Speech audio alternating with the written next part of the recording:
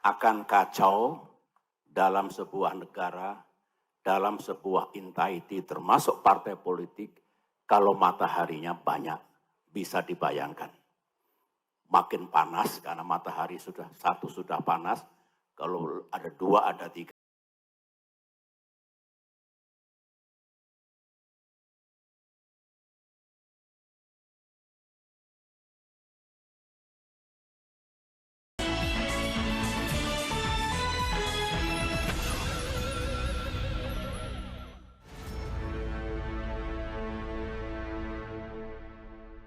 Halo, apa kabar? Assalamualaikum warahmatullahi wabarakatuh. Kembali berjumpa dengan saya, Irsbun Arif dari Forum News Network. Presiden Indonesia yang ke-6, Susilo Bambang Yudhoyono, menyampaikan pernyataan yang menarik ketika dia kemarin menghadiri ulang tahun ke-23 Partai Demokrat. Ini partai yang dia inisiasi dan sekarang ini dipimpin oleh putra sulungnya Agus Harimurti Yudhoyono. Kalau tadi saya bilang menarik, sebenarnya malah bukan hanya menarik ini ya, sangat menarik ya.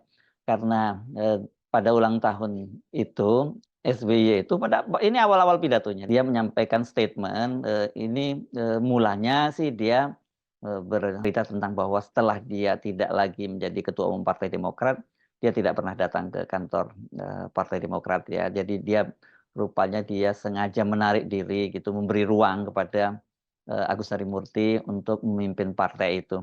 Karena menurut dia, kata dia, kalau sampai kemudian di sebuah partai politik atau bahkan di negara ada matahari kembar itu, kata SBY, itu situasi akan kacau dan sangat panas. Coba kita simak dulu ya konteks, nanti kita baru bicara konteks pernyataan dari SBY itu. Memang sejak 5 tahun yang lalu ketika kepemimpinan Partai Demokrat beralih ke tokoh dan kader yang lebih muda, saya belum pernah ke sini. Ini membuktikan bahwa ketika saya mengatakan saya sekarang tidak lagi menangani politik sehari-hari, day-to-day politics. Saya pegang kata-kata saya, meskipun hati saya masih di rumah besar ini. Ada falsafah yang bagus, belajar dari tata surya, apa yang ada di alam semesta. Di alam ini hanya ada satu matahari, tidak ada lagi. Sama dengan Partai Demokrat yang kita cintai, hanya ada satu matahari, yaitu ketua umum kita. Akan kacau dalam sebuah negara, dalam sebuah entity termasuk partai politik, kalau mataharinya banyak. Bisa dibayangkan. Makin panas karena matahari sudah panas, kalau ada dua, ada tiga, bagaimana? Seperti biasa, SBY kalau menyampaikan pidato itu kita perlu tafsirkan apa makna di dalamnya. Karena kan SBY bukan tipikal orang yang bisa langsung bicara to the point begitu. Pasti biasanya melingkar, tapi kita yang paham maksudnya kita tahu. Tapi kalau ini sebenarnya kalimatnya tidak melingkar, itu jelas tadi ya. SBY menyatakan bahwa satu, ketika dia sudah tidak lagi menjadi ketua umum Partai Demokrat, dia menyerahkan sepenuhnya kepada generasi muda ya. Kebetulan dalam hal ini adalah anaknya Agus Harimurti Yudhoyono. Dan ini tampaknya buat SBY adalah dia macam memberi ruang lah kepada para anak-anak muda ini untuk bisa mandiri memimpin Partai Demokrat. Dan posisi SBY ini kan meskipun dia mengaku tidak lagi cawe-cawe, kan sebenarnya dia punya posisi penting ya. Ini ketua majelis tinggi Partai Demokrat. Ini kalau di partai lain ini semacam dewan pembina, dan biasanya kalau dewan pembina apalagi itu partai keluarga seperti model Demokrat ini ya SBY akan banyak cawe-cawe ya, atau ketua dewan pembina atau ketua majelis tingginya itu bisa cawe-cawe begitu. Tapi seperti pengakuan SBY, dia menyatakan dia tidak ingin cawe-cawe karena dalam partai politik dan dalam apalagi juga di negara, kalau kemudian ada matahari kembar itu situasinya bisa kacau dan itu makin panas. Ini analogi yang saya kira menarik memang, kalau ada satu matahari saja sudah cukup panas kalau buat kita yang tinggal di negara tropis seperti Indonesia, apalagi kalau ada 2 matahari kembar. Dan ini orang mau tidak mau pasti mengkait-kaitkan ini dengan posisi Presiden Jokowi yang akan segera lengser, tetapi sangat jelas dia masih terus ingin cawe-cawe di dunia politik kita ya.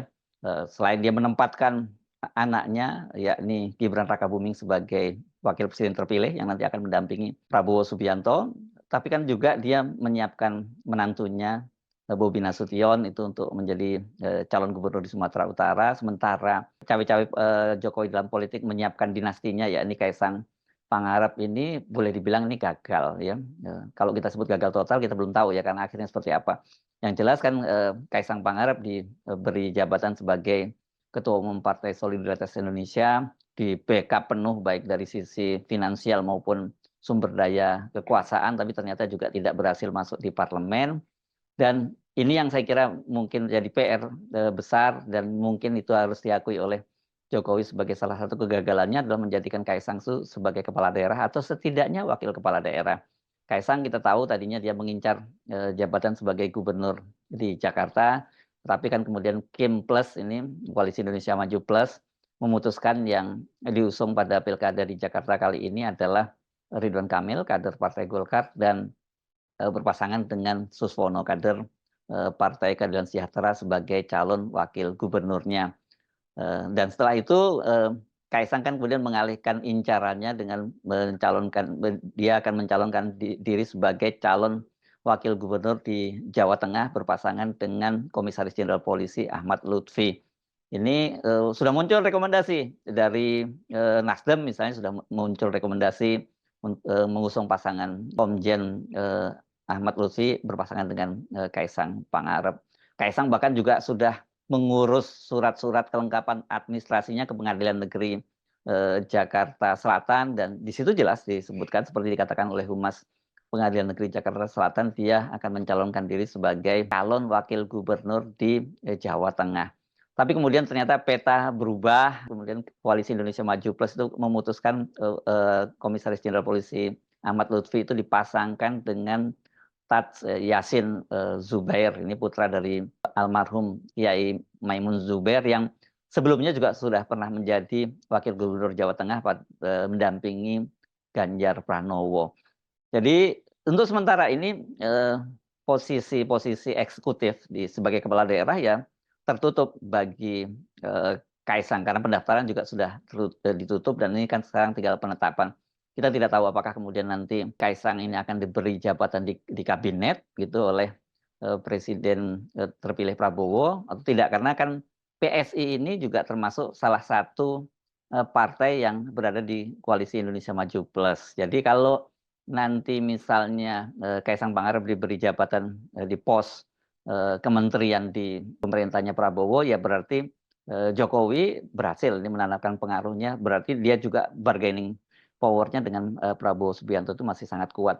Saya kira itu yang dimaksud oleh Pak SBY walaupun tidak disebutkan seperti itu. Tapi kita tahu lah maknanya karena jelas tadi kan Pak SBY menyebutkan tidak hanya di partai politik tapi juga di negara. Dalam konteks bernegara kalau ada matahari kembar yaitu situasinya akan panas dan kacau. Kita tahu juga kan sejak awal kan Jokowi ini ingin tetap cawe-cawe dalam pemerintahannya Prabowo, dan itu proposal semacam itu kan sebenarnya sempat disampaikan oleh Grace Natali, ini Wakil Ketua Dewan Pembina Partai PSI yang sekarang menjadi staf khusus dari Presiden Jokowi. Pada waktu itu dia mengutip proposal yang diajukan oleh Ketua Dewan Pembina Partai Solidaritas Indonesia Jeffrey Giovanni yang mengusulkan agar Jokowi itu menjadi ketua koalisi parpol-parpol yang ada ya. Tadinya Kim ya pada waktu itu sebenarnya yang disebut yang memang yang mengusung Prabowo Gibran itu kan Koalisi Indonesia Maju Plus ya, yang di situ ada Gerindra, ada Demokrat, kemudian ada Golkar dan juga Partai Amanat Nasional. Nah, kalau sekarang diperluas menjadi Kim Plus yang terdiri dari semua partai yang ada di parlemen kecuali PDIP, dan kalau di situ yang ditunjuk adalah Jokowi sebagai ketua koalisi partai, ini kan berarti posisi dari Jokowi sangat tinggi banget ya, karena Gerindra itu ketua umumnya adalah Presiden terpilih Prabowo Subianto. Jadi posisinya Jokowi nanti itu jauh lebih tinggi dibandingkan Prabowo sekalipun karena dia ketua umum partai koalisi ya. Kendati sistem politik kita ini presidensial, tetapi memang kita sering jumbo ya melihat praktek-praktek semacam itu karena kalau disebut presidensial tapi juga di parlemen itu mereka sampai menguasai di parlemen. Padahal sistem mestinya hal semacam itu hanya terjadi di sistem pemerintahan yang parlementer dan dalam sistem yang presidensial kan parlemen itu pemerintahan itu tidak bisa jatuh ketika koalisi bubar. Itu bedanya kalau dengan parlementer. Nah, tapi ini dianggap penting tetap ada ketua partai koalisi pemerintah. Walaupun sampai sekarang tuh proposal semacam itu kelihatannya tidak disetujui karena kita bisa membayangkan ya apakah mau orang seperti SBY yang menjadi ketua majelis tinggi dari Partai Demokrat kemudian dia posisinya dalam koalisi nanti itu berada di bawah Jokowi. Mereka sama-sama presiden 2 periode ya. Dan jangan lupa SBY ini adalah seorang jenderal TNI. Jadi dia pasti punya pride yang juga sangat kuat dan SBY pun tentu saja kalau dilihat dari kapasitas ya, kemampuan, apapun lah dibandingkan dengan Jokowi ya jelas kelasnya SBY itu berbeda jauh dengan Jokowi. SBY sekarang ini setelah dia tidak lagi menjadi presiden kan masih sering menghadiri undangan-undangan untuk pertemuan-pertemuan di komunitas internasional dan bagaimanapun juga SBY itu punya satu legacy yang kendati tidak bisa disebut sebagai legacy fisik tapi mau tidak mau itu diakui bukan oleh hanya bangsa Indonesia tapi juga oleh dunia. Yakni dia menyelesaikan beberapa konflik dan menciptakan perdamaian di dalam negeri mulai dari konflik di berbagai daerah termasuk konflik Poso dan sebagainya. Tapi saya kira yang paling monumental yang dicatat oleh SBY selama dia memerintah tentu ini harus kita kita tribute-nya juga kepada Yusuf Kala yang jadi operatornya yakni berkaitan dengan perdamaian di Aceh ya, perdamaian Helsinki. Itu luar biasa sekali sebenarnya kontribusi dari SBY. Jadi dia pantas untuk mewakili atau diundang hadir dalam forum-forum perdamaian dunia. Sementara Jokowi saya kira setelah ini tidak akan ada forum-forum dunia yang akan mengundang Jokowi. Dalam kapasitas apa dia diundang dan kemudian legasinya apa? Misalnya masalah demokrasi, dia merusak demokrasi di Indonesia gitu. Dalam soal yang lain geopolitik global, kita nggak melihat ada kapasitas Jokowi dalam soal itu. Makanya saya agak terheran-heran ketika ada relawan dari Jokowi. Waktu itu saya belum begitu tahu namanya. Sekarang baru setelah ribut-ribut dengan Rocky Gerung, dengan Bung Rocky Gerung kita tahu namanya Sylvester Matutina ini ya yang mengusulkan agar Pak Jokowi itu dicalonkan menjadi Sekretaris Jenderal PBB. Ya, kenapa saya menyatakan heran Pak Jokowi itu seumur-umur selama 2 periode menjadi presiden itu kan dia tidak pernah hadir dalam sidang umum atau perdebatan umum di PBB. Ini selalu dia diwakili oleh kalau periode pertama selalu diwakili oleh Pak Yusuf Kala dan kemudian pada periode kedua diwakili oleh Menteri Luar Negeri. Jokowi itu pernah hadir di dalam atau bukan pernah hadir ya, sempat menyampaikan pidato dalam General Assembly atau sidang umum PBB itu ketika COVID ya, ketika COVID kemarin dan itu dia hanya menyampaikan pidato yang direkam dari Indonesia dan diputar dalam forum itu ya karena ada soal physical distancing ya. Jadi ya sebenarnya dari apapun kita nggak melihat kapasitas dari Jokowi untuk bicara di forum-forum internasional apalagi kemudian menjadi sekjen PBB. Karena itu SBY apalagi misalnya Prabowo pasti juga tidak akan mau kalau dia kemudian di bawah kendali Jokowi. Dan belakangan kan yang muncul proposal lainnya ya ini kalau tadinya bahkan mungkin dibayangkan Jokowi itu akan menjadi menteri senior seperti Lee Kuan Yew di Singapura atau menteri mentor ya disebutnya di sana.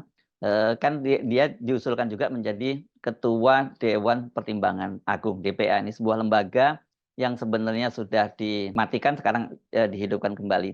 Kabarnya Jokowi akan ditempatkan di situ dan sejauh mana peran dari DPA ini yang nantinya akan menggantikan One Team Press kita tidak tahu apakah peluangnya akan sangat besar sehingga dia bisa mengontrol pemerintahannya Prabowo Gibran itu yang saya kira masih kita tunggu. Jadi kalau kembali kita kepada pernyataan dari SBY tadi ini merupakan semacam warning dari SBY bahwa dia tentu tidak menginginkan kalau kemudian nanti pemerintahnya Prabowo Gibran itu dikendalikan atau ada matahari kembar lah kalau tidak dikendalikan ada matahari kembar yakni dengan tetap hadirnya Jokowi dalam berbagai pengambilan proses politik itu.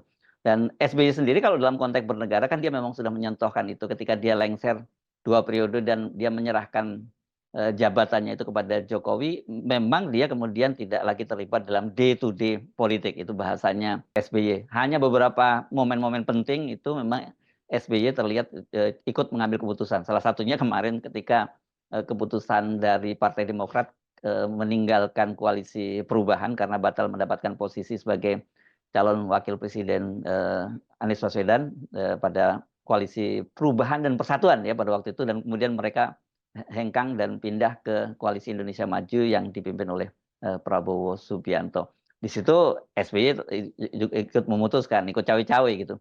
Tapi memang kalau day to day seperti yang dia katakan dia tidak terlibat lagi.